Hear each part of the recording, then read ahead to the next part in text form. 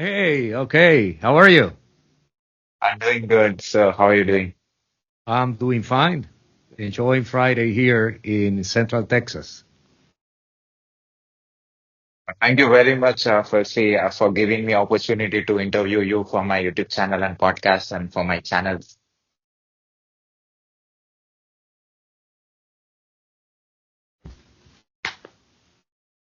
Okay, so how do you want to proceed? So, I thought to tell about you and the work that you are doing to my audience. So, I've gone through your profile. I saw you're doing great work. You have done a lot of work in your professional life.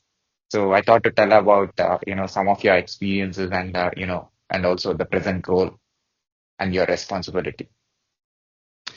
Well, let me start from the evolution on what I have done. I have had a very diverse experience along So, my years. so, So uh, I so, before that, can you please introduce yourself to my audience? Yes. My name is Jorge Toledo. I was born and raised in Caracas, Venezuela. I developed a almost 40-year career in the oil and gas business, but also I started when in my early years I also developed a musical education. I had formal music education. And in my when I was in my 20s, I also worked as a professional musician. So when I started my career in the oil and gas business, so I put aside the music and I dedicated myself to the oil and gas business. Along these 40 years, I reached a an executive position in an oil company here in the United States. So I've been living here in the United States, but more than 35 years. So, everything looked fantastic. So, what brought me here to my current activity as a professional speaker, as a consultant, and also as an advocate on human rights, democracy, and the hostage taking practice by states is because I was a victim myself on a hostage taking situation. So back in 2017, I was abducted by the Venezuelan regime, claiming that I was like a CIA employee, or I was related to the U.S. government to cause harm or impose sanctions to the Venezuelan regime and of officials from the government. So I spent 5 years imprisoned in a dungeon in Venezuela. I was released back in October 2022.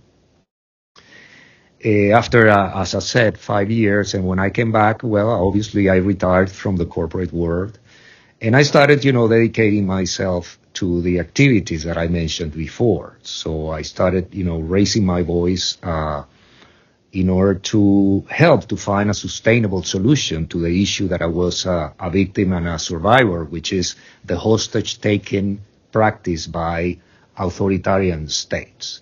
In parallel to that, so I had an experience, a survival experience along these 5 years that I crafted a sort of message in order to address some aspects of that are of interest of the corporate world, as similar as any other person, such as how to manage and how to cope with change, risk, and adversity, how to extract value out of adversity, changes, and risk. And the third one is what kind of leadership you need to, or what leadership style you need to develop in order to capture all the value that I mentioned before from adversity, change, and risk management. So I put together all this information, and I started an activity as a professional speaker that have taken me to multiple latitudes in the United States, but also out of the United States. So that is my story, Sai. So where it started actually? What made you to become what you are today? Could you repeat, please? What made you to become that particular thing or that particular situation or that particular experience, that made you to be what you are today?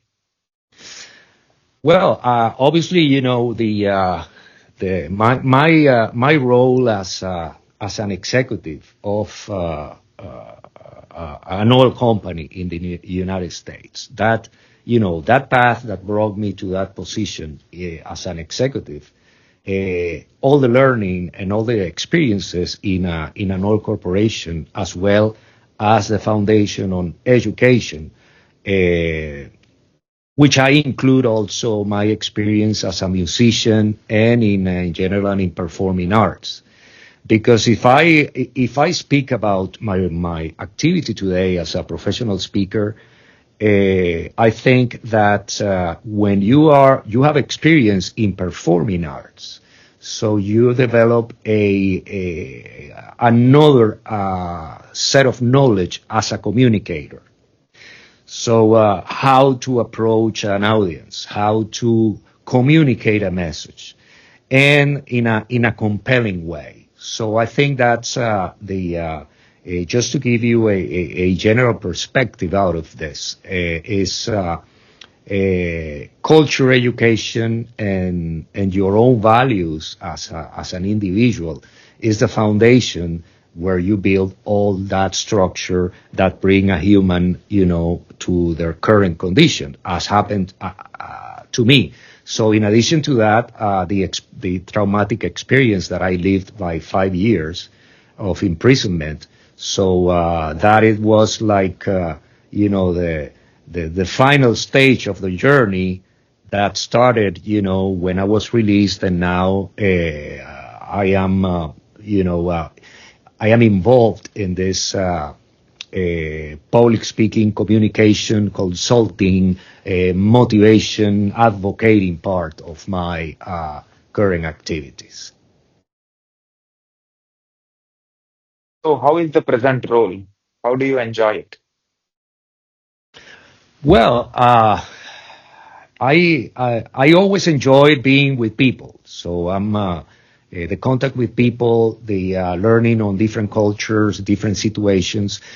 But beyond that, and taking into account my whole experience, the sense of contribution and the sense of helping others, because when you are healing because of any trauma or any situation, and it could be, in the case of any human, for instance, the loss of a loved one, or a high competition athlete, when it's like in the Olympic Games and there's a loss because of an injury or because of performance. So that causes a trauma in some way. That's human nature.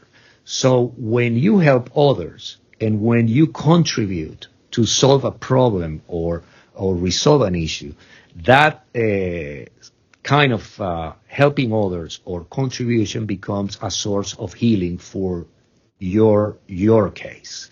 So, and that is like what I call a win-win situation. So contribution, helping others, but also by this way you are helping yourself. And this has been the experience on, you need to be close to people and you need to be close to cultures and sensitive on people's feelings and issues, and then in order to respond properly with that kind of contribution and help.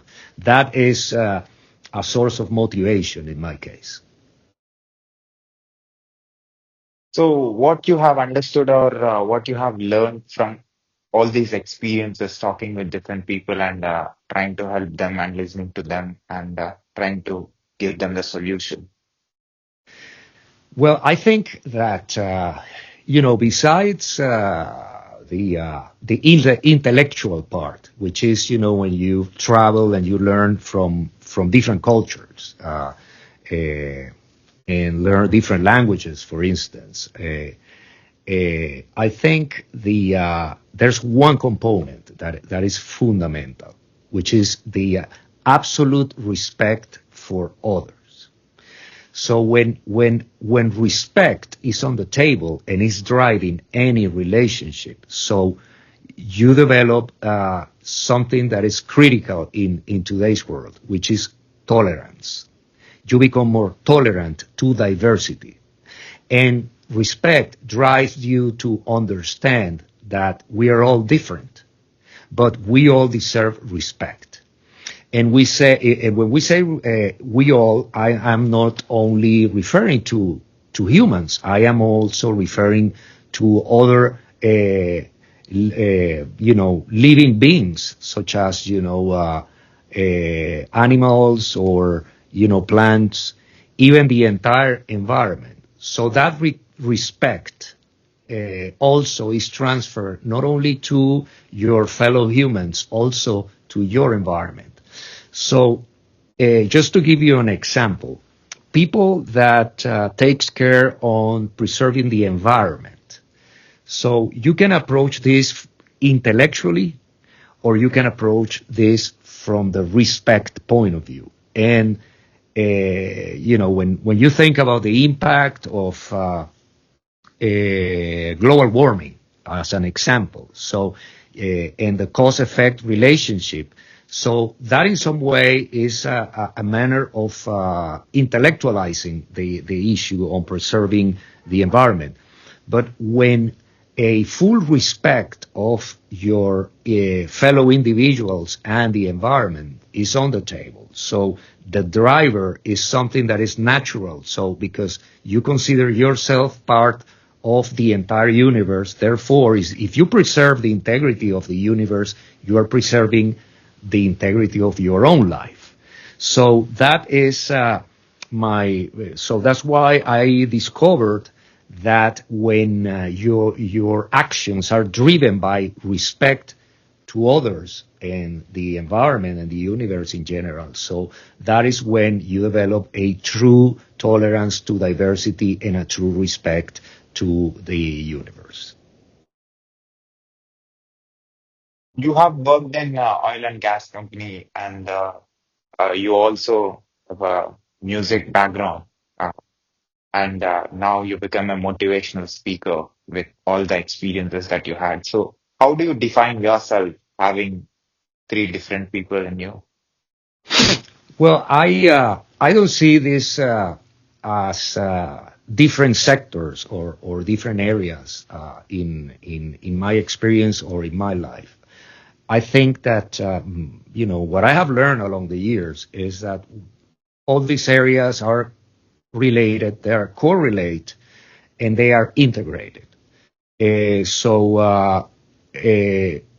I put aside my activities as a musician to dedicate my life to the oil and gas business, I started a career there. So my first thought was that I was killing a part of my life just to move to another one.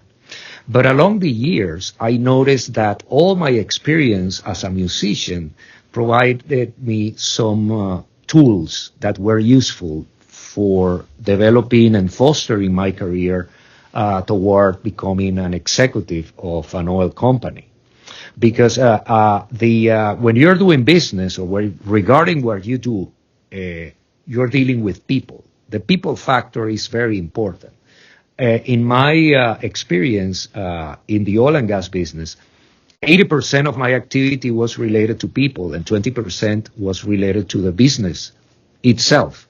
So when you become a leader or a manager or of an organization or you're running a business, so you need to be very sensitive with people.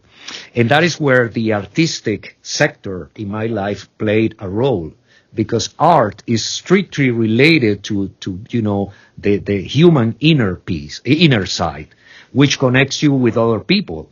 So as a consequence, my life or my experience as a musician or an artist helped me to develop better avenues of communication and connection with people in my professional life as an oil and gas executive. So that's why I'm saying that along the years, I discovered that they are not separated. They are part of the same package.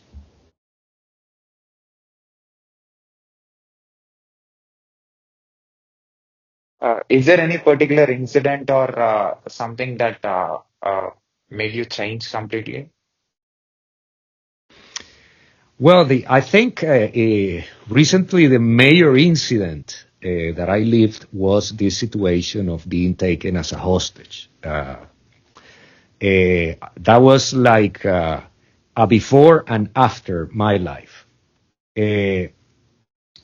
Something that could be perceived as a tragedy, as the end of your life, an event that disrupted my entire life, not only my personal life, my family life, also it disrupted my career because I spent 5 years in a dungeon, literally. So, but that event, depending on the true challenge was how to approach that event from the perspective of your entire life. If you see it as an isolated event, so it looks different than if you see it as part of all your journey in life. When you see it as a part of your journey in life, you start, approaching the situation instead of a tragedy or adversity. You see it as this is like a preliminary step on what is coming next. And then, is when you start extracting value out of any situation in life. So today, I am doing what I'm doing as a result of that specific incident that happened. So I wouldn't be able to deliver the message that I am delivering now to multiple audiences if I was not involved in such an affair that I have described. So that is a main incident that changed the direction in my life, but it was my decision to move this through a positive avenue. You actually help leaders in making things happen. So, how you actually help them? So now I think you are getting into the ground of a discussion into leadership. Because leadership is a very very nice word, but what is leadership? What is leadership, and what is a leader? And beyond that, what is what are the attributes of an effective leader? And to respond your question from the leadership standpoint, I would mention three key attributes that an effective leader should have. The first one is result orientation. In today's business, if you don't deliver, you're dead, and you're paid to deliver value. So that is what you are. So you receive a salary or you receive income from any activity, but what you give in return. So the result orientation, that is fundamental. The second one is related to people. It's when you're a leader, you're responsible for a group of people. In the case of a leader of an organization or a company, you have employees. You have, if you're a leader in your family, like you're the head of a household, so you're responsible for your your family, your children, your some other members of your family. So it's important how you develop the life of these individuals. In the case of a business, if you're a leader in an organization, how you develop and foster people's careers and people life. So the more you develop your people in your organization, so that is going to have a direct impact in the result of your business. So how you manage these people, and when you're managing these people, how these people grow as a result of your leadership. That is the second attribute that I assign to a leader. The third attribute is motivation. It's a very important part, because when people is motivated, so that people gives the extra mile. So when you have people that is not motivated, that impacts your result, that impacts the quality of the people's work. So in summary, these three attributes, in my experience, is what makes a difference between a level of excellence in any activity or mediocrity. So that's the role of a leader and the profile of a leader is fundamental. So and we're seeing this in multiple areas. One good area to see this is in sports. So I can give you an example. I don't know if you follow soccer or football. But I'm a fan of FC Barcelona. So I have seen. So it's interesting because the team today is essentially the same team as last year, but what happened was a change of leadership, and that transformed a team of losers into a team of one of the most dominant teams in Europe today. So why did it happen? And that is a perfect example on when you have the right leadership, you can motivate people and you can develop, the skills set of every one of your members of your team, of your players. And that is when, my three attributes on a leader is perfectly example in this case of FC Barcelona, because result orientation, develop the skills of your people, and motivate. So that is what made a difference to bring this team from being losers into winners.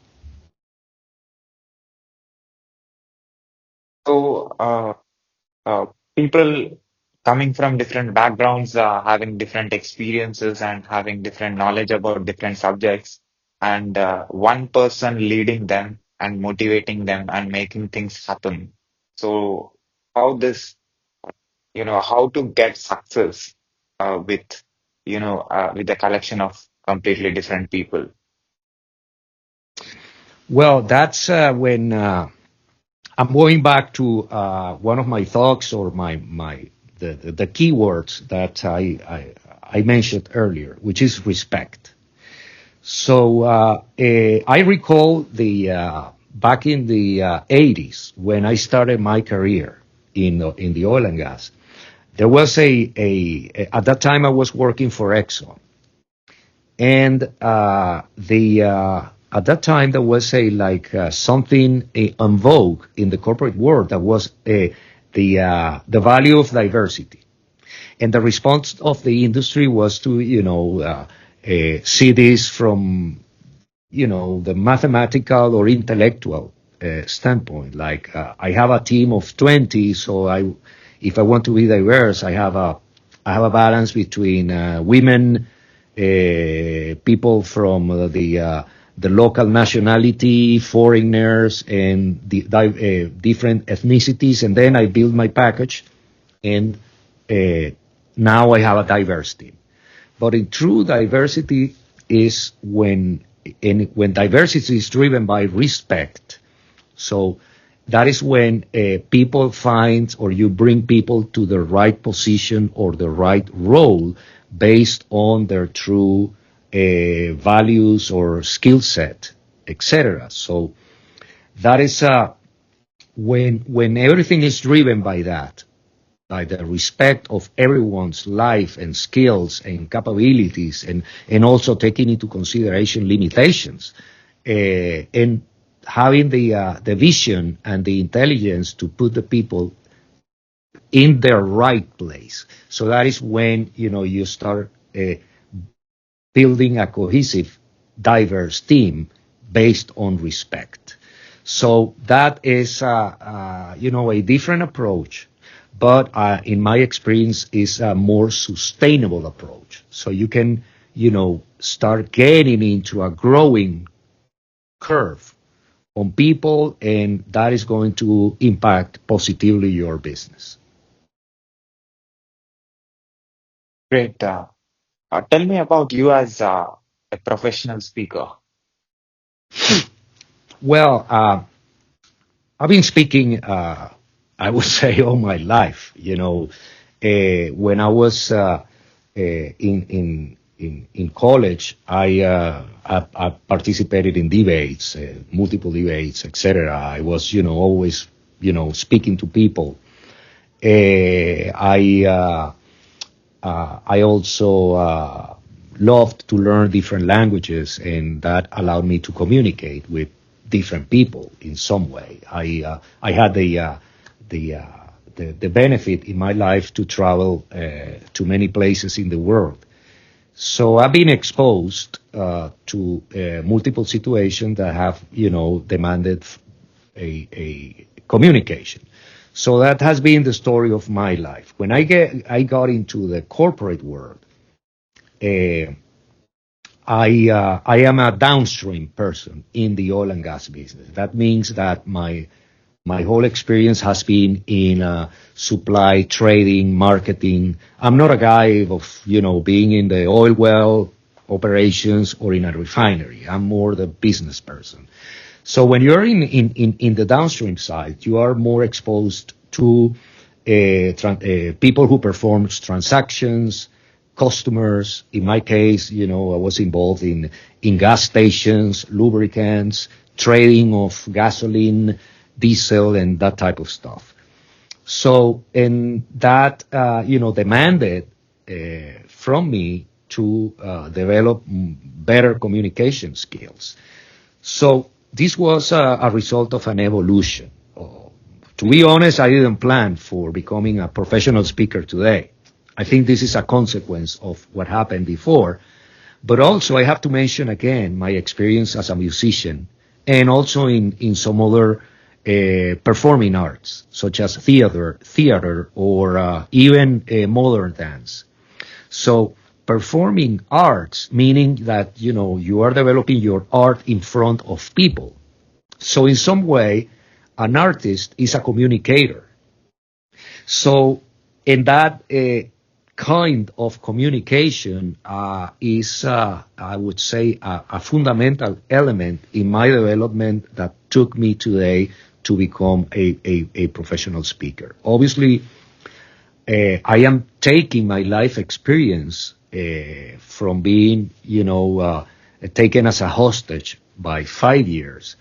I am leveraging that experience in order to deliver my message. In other words, using that experience to talk about topics such as leadership, survival, value creation, change management, risk management, but also geopolitics, and advocacy on human rights, democracy, and obviously the topic of the hostage-taking practice by authoritarian states. So, and that's, in order to be in a position of speaking to people, you need you need the content, you need the topic, you need something that creates an explosion of ideas and messages, and then obviously the experience of being able to deliver that message. So that was my process, my evolution that took me today to speak with people and trying to send my message and trying to see if my message can help people, organizations, or teams. You are an author as well. So what made you to write book? Well, my first attempt was to document my experience. So what happened? So simply oriented to the event. Now, during the past 2 years after being released from captivity, I entered into a discovery phase, meaning that while in prison, I had a lot of questions without answers, and I started getting the answers as a result of this discovery phase after being released. So, and I started adding elements to my story. So I spent, I would say, the almost 2 years after my release, bringing together the response to one of my questions on, why should I write a book, and what is the key message that I want to deliver in that book. So I think that's the two things that took me some time, over a year, to discover. So, when I put together all of this, I discovered that I had the mission to deliver that message, because in multiple perspectives, that message will help people in different grounds. And this is not my activity as an author and the work that I'm doing writing my book, that I envision to have it published by springtime next year in 2025. It's not, the pleasure of writing a book, or because I love to write, or I'm just telling the story of an event. It's a sense of contribution and the sense in my commitment to, deliver a message that can help others. That is what is driving me, or drove me, to become an author, and my evolution toward publishing my book and delivering my message. Tell me, you as a musician. Well, my life as a musician, I started in the music conservatory in Caracas, Venezuela, when I was 9 years old. I started formal education, what is music theory, and in parallel, my instrument was classical guitar. So when I finished the 4th year of classical guitar, I switched to a different instrument, and then I started studying upright bass. So I became a bass player. So in a few years later, when I was a teenager, back in the 70s, my hair grew, I was like like a hippie, or I don't know. But I started playing in a band, rock and roll band in my school. Well, it was not rock and roll. It was what at that time was called progressive rock. At that time, there were bands like Yes, or Emerson, Lake and Palmer, Rush, Genesis, that kind of music. That is the kind of music that I love to play. So when I finished high school and I started college, I had the opportunity to play as a professional musician with in professional bands. So I started playing gigs, and I started playing in bands for recording artists in Latin America. And that is, was my parallel life while I was in college studying in my mechanical engineering degree. So I started working as a musician in recording sessions. I started writing music for other people. I became a songwriter. I also became a recording artist. I had my own production as a vocalist. I learned how to sing at that time. My voice was educated as well. So I was very active on arts in parallel to my college activities. And when I was like 19, 20 years old, I started getting into the theater. So and modern dance. So at that time, my thought was to become what I called a whole artist, not only a bass player or a guitar player or a vocalist. It's somebody that can perform in different perspectives. That's why I was involved in theater and modern dance. So when I finished my college and I got my mechanical engineering degree, so I went to a job interview with Exxon, and just to see what happens, I cut my hair, bought a suit and a tie, and then went to my interview. And I was interviewed 6 or 7 times by different people. And after 3 months, I got a job offer. And when I saw the job offer, I said, this is ridiculous. All the benefits and all the, so I said, well, what the heck? Why not? So worst case scenario, I don't like it, so I go back to music. But, I stayed for almost 40 years in oil and gas, and I think that I developed a very successful career until becoming the vice president of an oil company. And that's how music and oil and gas, in some way danced together in my life, but I took another path. Today that I'm retired from the oil and gas sector, I'm going back to music.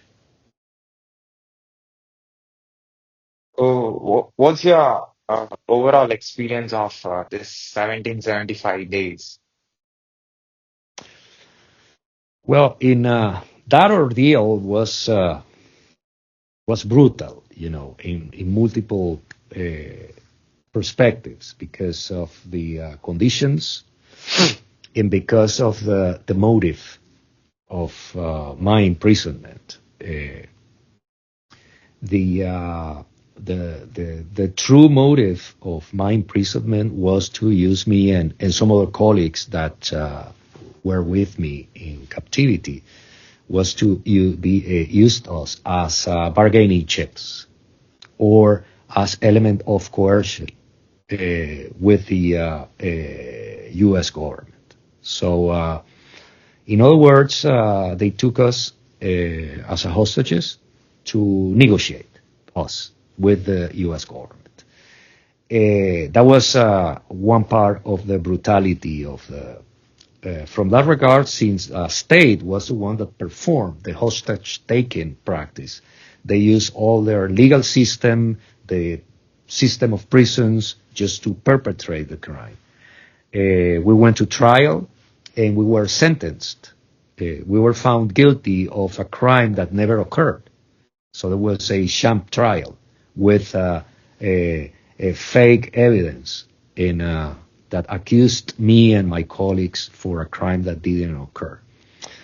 So when I mentioned that I was in a dungeon, that's I was literally in a dungeon in a very harsh conditions, and I was tortured physically and psychologically during these 1,775 days, or almost 5 years. As a result of that, so I developed multiple ailments, not only because of the conditions, because of the deprivation of proper medical attention. I can mention, I had problems with my kidneys, pneumonia, amoebiasis, COVID-19. I had 3 times COVID. I also was put into a starvation. As a result of that, I had a severe weight loss that I literally lost all my muscular mass in a little over a year. So there was besides, the psychological impact of the circumstance, that, was the challenge. Obviously, I was in the prison, but my family had also a very hard moment and times, because they were, trying to help me or trying to do something to get my release. And so this situation not only impacted me directly, impacted the entire family. So that is roughly, a very brief description of this brutal and inhumane and absurd situation.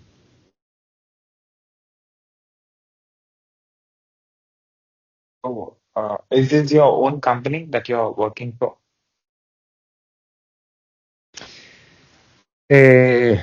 Well, obviously, all this event occurred while I was working for a company, another company.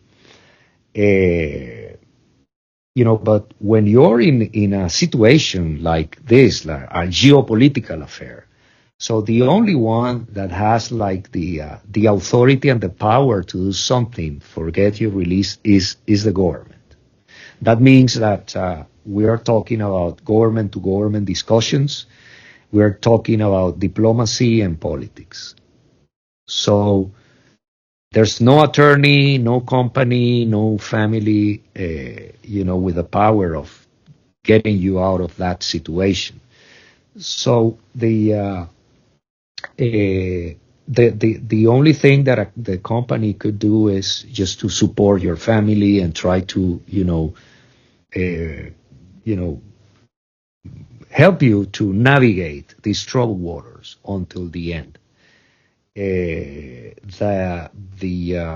Because realistically talking, this is an affair that had to be resolved by governments, not anybody else. So what is this iconic artistry? Uh, the Well, in this new activity, on this new event, so I have developed some platforms in communicational platforms in social media, in a website. I have a company that I'm using to operate. The name of the company is Iconoclastic Artistry. I have a website that encompasses the entire story and all my activities. That is www.iconoclasticartistry.com, and that is the best way of getting in touch with me. And I am updating my activities and what I'm doing. But I'm in LinkedIn, TikTok, Instagram, Facebook, X, all the social media, trying to convey my message. So with all your experiences, it can be being a professional speaker or an author or a former executive or a musician or a person who have experienced 1775 days of a different life. So what message that, if I ask you to give to the planet, if, no matter from which place they are listening to you, like, do you have a message that will help everyone to do their best in life? Well, I think that goes into what I call my value proposition on, what I'm doing. And I can summarize my message or my value proposition on the following. The Any circumstance or any situation in life, whether related to adversity, to change, to obstacles, depending on how we approach it, you can extract value. And this is something that nobody is going to give you. This is going to depend on yourself. So if you want to change a circumstance or a situation, you need to start working with you first, and then as a result, you are going to impact the environment. So that's my main message. So any circumstance in life could be a source of value. It depends on yourself. So at last, as a professional speaker and as a experienced person, what is your observation about my work? Have you seen any videos of mine on YouTube? Yes, when I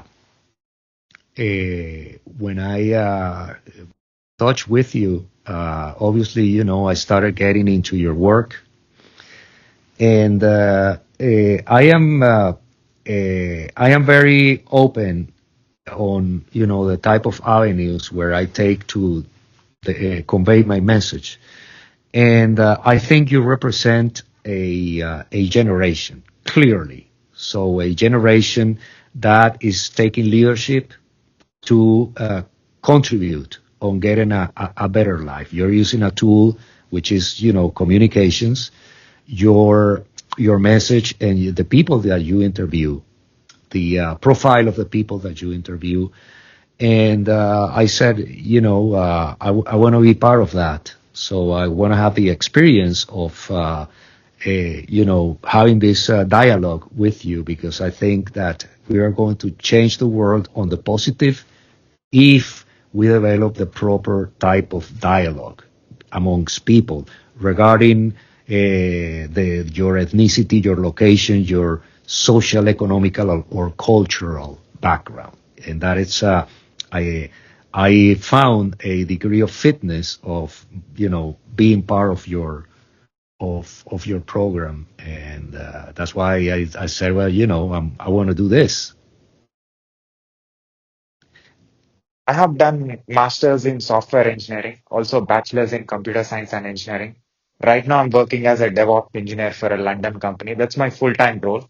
Apart from that, I'm actually interviewing experts like you who are who are into different industries and who are making changes or making a positive change, in their space and being from different parts of the world. So as a people's person, as a person who always speaks with people, as a person who, raised up, talking with people from childhood, you might have seen a lot of people talking with you. You might have heard a lot of things, hearing from a lot of people. So engineering is my primary role. So putting that aside, I'm talking with a lot of leaders like you who are also making leaders. What I'm going to learn with, talking with experts from all around the world, and how this experience is going to be helpful for my personal life and for my professional life. Yeah, that's a great approach, I tell you, because this is going to pay off in some years in the future. So you're going to find yourself in not only in working situations, also in situations in normal life where all this experience and this exposure is going to be valuable. The way I see it is like every person has like a toolbox.